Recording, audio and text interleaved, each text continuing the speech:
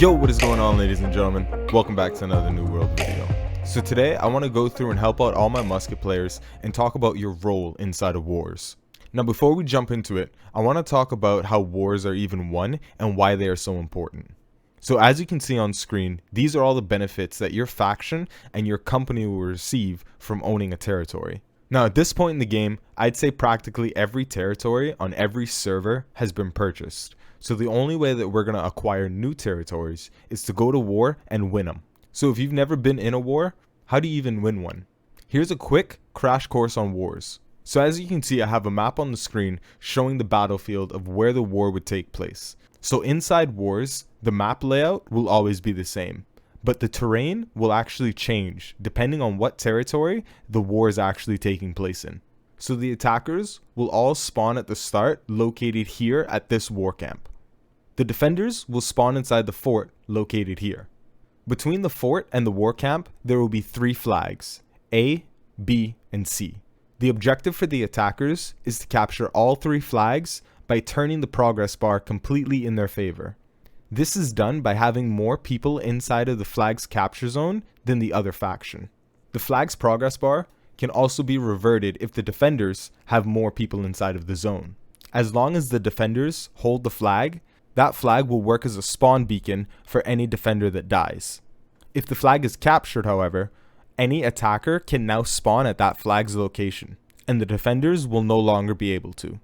Once all 3 flags have been taken, the attackers may advance to the fort. The attackers must then breach the fort through one of the 5 doors located at various spots as shown on the map. Once inside, the attackers must secure one final flag at the center of the fort to claim victory. For the defenders, you must prevent your final flag from being captured by defending your fort by any means necessary for 30 minutes. If 30 minutes has passed and the final flag has not been captured by the attackers, the defenders will have successfully defended their territory. Now, a very key thing I want to mention are siege weapons. These will include things like cannons and repeaters. And if you ever hear me refer to cannons, I'm referring to the siege weapons, just so there's no confusion. Now both attackers and defenders will have access to these siege weapons. Defenders will have a set number of cannons placed along the fort walls, and they can be repaired. But if they are destroyed, they are gone permanently for the remainder of the war. The attackers will have to purchase their siege weapons with a currency they will accumulate throughout the war. However, if the attackers' cannons are destroyed, they may purchase more as long as they have the currency to do so. So now that we've quickly gone over the general workings of war, I want to mention one more thing before we jump into it. This is not a guide telling you what you should be doing in wars as a Musket player. Ultimately, that's the strategy of the person that's in charge of leading the war, and their calls should be followed regardless. If the leader of the war wants you to shoot a frontline tank, I really don't know why they would ask you to do this, but you should just follow it anyways, and you can always have a discussion either before or after, because having the discussion inside of the war really doesn't help anyone. If you didn't like a call that was made, you can always help your leaders by giving them a suggestion afterwards or asking for clarification, again, either before or after the war. Now, if your leader says something like, "Muskets, just go do your thing," sit back because I got you. Alright guys, so I have the talent tree up here, but I don't necessarily want to go through every single one and talk about it. I actually have a Musket build video that you can go check out. I'll have it linked in the description below. But there are a couple of talking points that I want to address with the talents that ties into the core fundamental gameplay of a Musket inside of wars and really what they should be focusing on. So we could sit here all day and argue about what role is most important in winning wars. We could say that healers are most important because they keep people alive. We could say the front line is most important because they prevent people from getting to the healers. We could say the people in the cannons are the most important because they keep people off the point. The truth is, every role inside of a war is vital to its success. Successful war groups are extremely coordinated, have great communication, and all work together to execute their strategy. So you really can't say that one role is more important than the other. Now, the role of a Musket inside of wars is to make the lives of your teammates who are trying to capture a point easier. Your main focus as someone using a Musket inside of wars should absolutely be looking up at those cannons and trying to kill as many or prevent them from wanting to get in and sit inside of those cannons. Those cannons will deal massive damage to your team. and makes it extremely difficult for your healers to keep your guys alive. Now, I don't actually want you shooting the cannon itself, even though the cannon will take damage, just because of our reload time and the damage that we actually do is so minimal to the cannon that sometimes it's worth more for you to just sit down and aim and wait for that person you know is by that cannon to pop in and get an easy headshot. Now, when picking your talents for war, I mentioned it inside of my musket build. I would say that this is going to be your default setup, and these abilities right here are going to kind of come as preference. As you can see, we have 3 points left over to spend where we want. Now, I guess there was a small group of people that, took a little bit of offense when I was talking about shooter stance in my musket build, but you'll actually see me later in this video when we're breaking down gameplay and talking about positioning. I'm actually using this talent, and I'm gonna have examples of the correct usage for it and ways that it's so beneficial and why it is a good talent, but I'm also going to show you ways that you don't want to use it and kind of what can happen if you use it incorrectly. So by all means, this inside of wars is definitely a talent that you can take, especially if your team is going to be low on muskets inside of the war. In my opinion, spending these 3 points, I'd pick up shooter stance, I'd pick up the 5-shot, and I'd actually pick up first blood, getting 10% additional damage when the target is at full health using your power shot. By default as well, because it's going to be so easy to actually hit those people in the cannons, once you figure out where you need to aim, I would always play critical reload as a default. Now, if you wanted to pick up stopping power,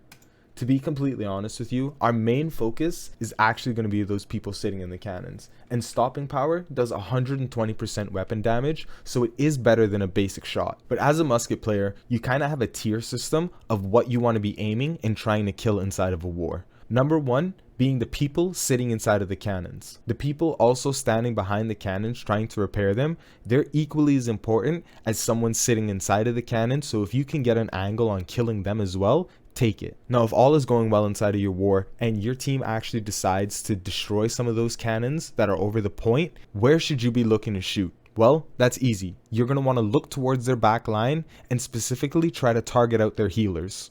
If their healers are having to spend time to heal themselves, then your front line is going to have a better advantage against their front line. If you kill one of their healers, then that's just even better. So when we're talking about stopping power, the 2 traits that come underneath that really only apply if you know that your team is really going to be putting a lot of pressure on those cannons to destroy them to the point where you're going to benefit from gaining these bottom 2 traits underneath stopping power. One of them will reduce stamina regeneration speed by 10% for 8 seconds, and the other one will just slow the target by 10% for 8 seconds. Now, these 2 traits aren't really going to be a huge benefit against someone that you're shooting that's sitting inside of a cannon. But if you're able to get a lot of uptime shooting at their back line, these 2 talents do have a place inside of war. Stopping power by itself is also worth taking just for the people sitting in siege weapons, because it actually does 120% weapon damage, which is going to be better than your basic musket attack if your powder burn and power shot are on cooldown. So where would you dump these other 2 points after stopping power? Well, you could drop them into the other 2 passives underneath power shot.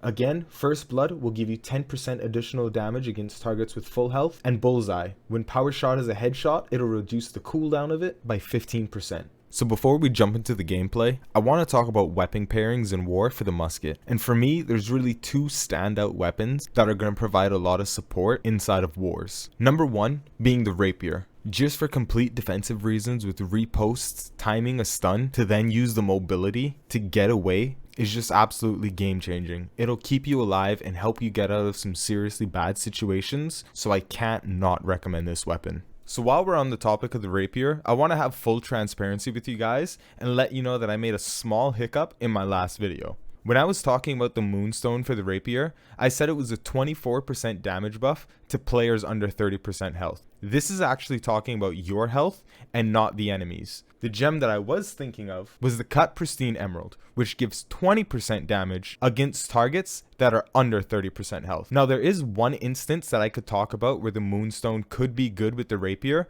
but that's a discussion that we'll have to have during the rapier build video. My personal suggestion would actually be the bow. I absolutely love the 2 of these weapons combined, especially in war.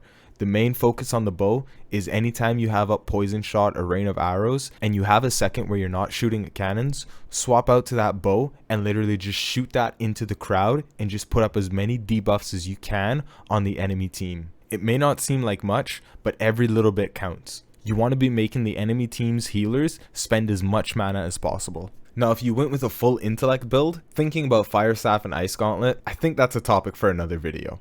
Now, I kind of want to break up the rest of this video into two sections. One covering the point of attacking, which I would say is actually more difficult, and two being the side of defending. What do you want to be doing on both sides? So let's start with attacking and take a look at that. So the war has started. What are you going to do? My suggestion is roll with the pack, okay? Listen to where your team is going to be going and follow them.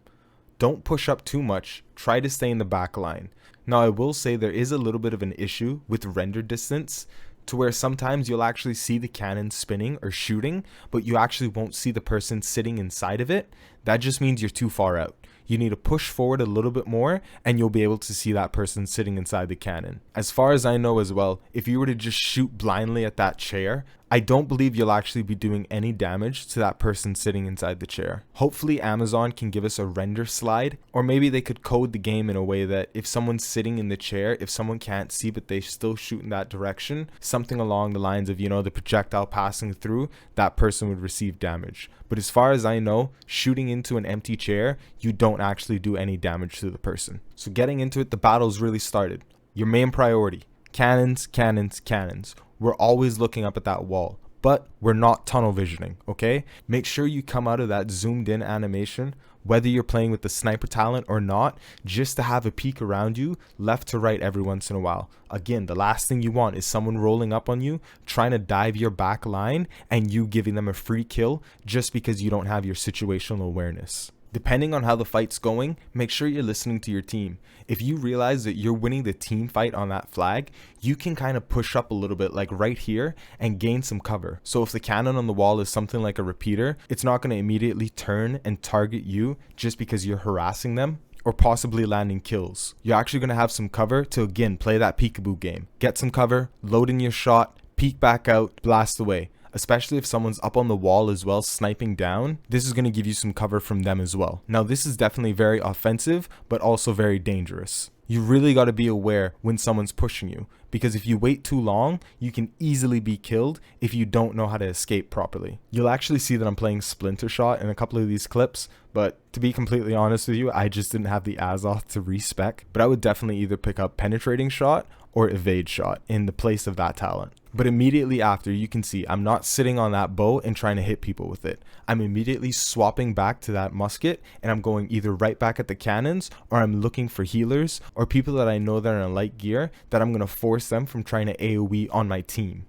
Now again, this is very aggressive, and I don't recommend doing this if this is your first war, and especially if you don't feel comfortable getting out of melee range when someone is approaching you. So the safer approach that I want you to take starting out is actually to hang back just behind the pack or off to the side a little bit, where you're still in range to see those people sitting in the cannons and really focus on them. Now, I know for most people, the further out you are, the harder it is to actually hit your targets. That's why I wanted to include an aggressive strategy, but I really do recommend playing it safe. With a little bit of practice, you'll find it will become easier to hit those targets being out at a safe distance. If you can put a lot of pressure on them to either kill them or force them off the cannons, and usually they're going to have muskets to start fighting you, this is fantastic. This is exactly what you want, because it's giving your guys that are on the flag an easier time. They're not going to be dealing with those cannon shots. Your healers are going to have a much easier time keeping them alive, and as a whole, your team is going to have a much easier time trying to take that point. As I mentioned, every terrain is going to be different. If you have a tree or some rocks that you can hide behind, really utilize this to your advantage. So let's advance a little bit. I'm sorry I don't have any gameplay of this, but I'll show you where you want to be in the next stages of attacking. So say your team has taken those 3 points. You're now advancing to the fort. What are you going to do? Well, your main priority should be looking up at that wall. If they still have cannons, you still need to be looking at those guys in the cannons. 100%, I can't say it enough. Cannons, cannons, cannons, guys. Far too many times have I seen people on the enemy faction and on my faction using a musket, not firing at a turret that they have complete and open line of sight on, and that cannon is just absolutely devastating the other team. So your team is going to have to breach the walls. If those cannons are up, you're looking at the cannons. If the cannons are destroyed, I still want you looking up at that wall, because they're going to have fire mages up there. They're going to have people with bows shooting stuff down at your team while they're trying to break the doors. Help take some pressure off of your healers by trying to drop those guys up on the wall. Now at this point, it's going to kind of come down to the calls that your leadership is making. If you're in a small group that's assigned to go drop a powder keg at the back door while the bulk of your team is sitting at the front gates, that's your role. Don't stay out there and try to get the people on the wall. Go do what your leaders ask. Otherwise, try to support them. Now say all has gone well and you've made it inside the fort. What do you do here? Again, it's a call from leadership. If they're calling for every single body to be on that center flag, you need to be there. Regardless if you're in light gear and worried about getting one shot, you just have to have faith in your healers and trust the calls of your leadership. Something that you can discuss with them before is to say, hey, I'm planning that we make it into this fort and we take this place over. When we get inside, would it be okay for me to go stand up in the rafters, like where I'm currently showing, and to try to support the team by specifically targeting the healers while you're looking down there? Now, I'm not gonna lie, looking down at something like that, for most people on most computers, whether it be frame rate or lag, it's going to look like a bad night after Taco Bell. So you may have to look around at the walls and on the other rafter to try to actually get some shots on people that you'll hit. But again, if you're running a bow, still be dropping that poison arrow down there on the cluster of people. Still be dropping that rain of arrows. All of those bleeds, they may seem minor, but trust me, every little bit helps your team. Now, I really want to highlight some instances on where shooter stance just absolutely devastates. So as you can see in this clip right here, yes, it was risky. I knew I had teammates around me that could kind of protect me, and I knew if I could tunnel vision for this 1 second, I could get this guy in the cannon and my team would have an easier time. You can really have some serious throughput using shooter stance, and I do recommend trying it out if you know how to position yourself and kind of address the situation, if it's a good time to use it or not. So just to reiterate again, I can't stress enough, the main concern that you want to focus on as someone playing the musket is those people in the cannons. Cannons, cannons, cannons. After the cannons, we're looking for the healers, okay? If you can't spot any healers, try to get those guys using the fire staff. They're more than likely going to be in light gear, so you'll be able to shred them really, really fast, and they're also going to be doing massive damage to your team. So taking them out first over someone like another person playing the musket or another person playing a bow, I would definitely say is priority. So when we're talking about defending, I would definitely say that it's a lot easier. Your main priority is still going to be those people sitting in the cannons. But if you have a strong front line who's able to push up and help destroy those cannons, you'll actually find yourself with a lot more time to be putting shots at their back line, really trying to focus again on their healers, anyone using the fire staff, or anyone that you see in light gear that you can actually just drop. Now, when we talk about positioning on the defensive side, I would definitely say play a lot more defensive. I really would not push up and run the risk of a melee really being able to just jump on you if they decided to take a flank. But just because you're in the back line also doesn't mean you're safe from flanks. When I talk about tunnel vision, I know it's a super easy thing to get trapped into, but really try to develop your situational awareness and have a peek around every once in a while. And thankfully I hit my penetrating shot, and that gave me enough time to get away. And that 5 to 10 seconds that I'm running and not doing damage at anyone out in the field, yes, it's a pain, but guess what? It's a lot better than giving this guy a free kill and then having a 20-second res timer on top of that. But as you can see, I pop right back out and we punish this guy for overextending with no heals. So I would suggest also rotating kind of wherever the mass of the enemy team is going, just because that's typically where they're going to be setting up cannons. Make your way around these little platforms. This is usually where I like to hang out on the defense playing a musket and just try to support your team from back here. Now let's say the defense is getting hard and the attackers are starting to make some pushes and capture some objectives. In these next clips here, the company that I'm actually in, we were helping out another Marauder company, and very last minute one of our siege guys actually wasn't able to make it on, and because I had a musket, they kind of slotted me in the position to help out with siege defense, even though I had never done it before. Thankfully our siege commander was very positive the entire time and gave really clear instructions of what we needed to do. So a huge shout out to Dalaran, you killed it that night, man. But to use these clips as examples, let's say they've taken all 3 flags and they're advancing on your fort. They're more than likely going to have cannons up, so the main thing that you're concerned here is those people in those cannons. Now if they breach those walls, there's kind of a couple of things that you're going to have to juggle. Number one, most of the time, whatever door or gate that they breach, they're usually going to try to get B's gate afterwards so they can set up cannons or repeaters right in front to fire directly right on the center flag inside of the fort. Again, I want your main focus to be on those cannons. And right here, I got a perfect example of an improper usage of shooter stance. I pop it at the wrong time, and as you can see, I get completely punished and just obliterated for it. But this is something that you always have to be aware and conscious about, even when you're shooting at cannons themselves. Specifically, repeaters. You never know when that person who's manning the cannon is going to have enough and just say, you know what, I'm going to shoot at the guy shooting at me. So we know what bad usage of shooter stance looks like. But this guy is still a problem. So how do you fix that? Again, we go back to that peekaboo game. Where I'm standing is kind of the pocket you want to hang out, trying to battle these repeaters right in the front. I'm loading my cooldowns, whether it's power shot or powder shot, popping out, taking a shot, ducking back into cover and reloading. I'm not always peeking in the same place for them to just sit and wait there for me. Mix it up and go to the other side. I want you to look down at that freeze frame and be throwing down your poison shot and your rain of arrows if you're using a bow. Next, if you have teammates that are calling out, they're taking care of the cannons, or if your leaders are calling that people are in the rafters, that's something that you're going to have to keep an eye on, because it's not worth sending your teammates off of the flag up into the rafters to kill those guys. It's going to be your job as someone using a musket to put pressure on those guys, even if you have to rotate from your positioning a little bit just to kill them. And just remember, guys, even if they take those flag points, even if they breach your walls, the battle is still not over. Sit up in that chair and focus hard. As long as your team works together, doesn't make any mistakes, and holds that line, you can still come out with the W, just like this clip right here. That war was absolutely insane. The biggest roller coaster of emotions I have ever had in war. I'm not saying I want every war to be like this,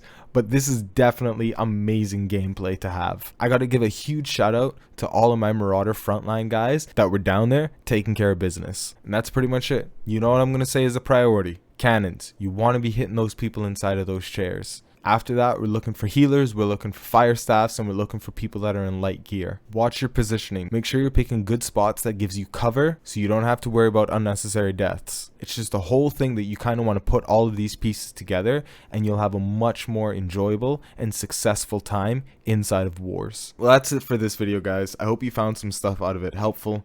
I'm predominantly a range player, so I'll give my expertise where I can. I'm not uncomfortable in melee. I'll play it, but I just prefer range because to me it's more fun.